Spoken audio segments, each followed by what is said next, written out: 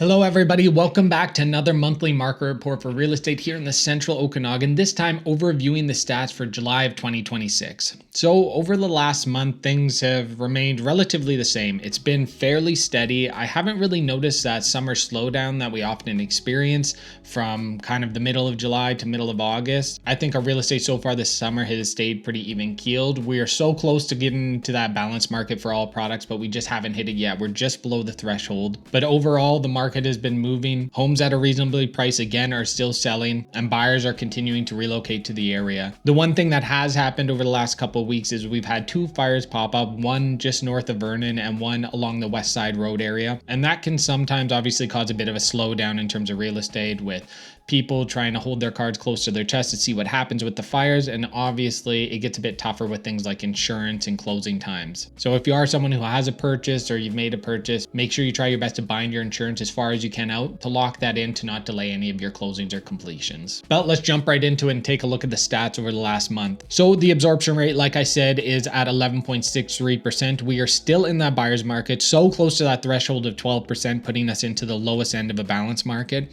The Bank of Canada has held its rates at 2.25%, with the next rate announcement on September 2nd of 2026. I don't really foresee much in terms of changes with the Bank of Canada's overnight rates, at least throughout the summer and going into fall. Taking a look at total sales over the last month, we had 467 sales, which is down 2.71% from this time last year and down 5% from last month. The average sales price is actually up 2.71% from this time last year, with an average sales price for all products of $770,928. So again, we see these small changes month by month, but I always like to look at the year over year reviews too, to see how much the market has changed from last year. And looking at it, going through all the stats, there's not been a significant difference. So first, taking a look at the list to sell ratio, it remains pretty steady at 96.17%. It changed 0.1% from this time last month. The average prices, however, we've seen some decent changes over the last month, with condos down 11.19% to an average price of $477,988. Townhouses are up almost 10%, up 9.62% to an average price of $737,851. And single family homes are down from this time last month 6.09% to an average price of $1,096,945. Finally, we have a bit of a drop in average days on market. The listings spent 1.17% less time on market than this time last year, to an average days on market of 67 days.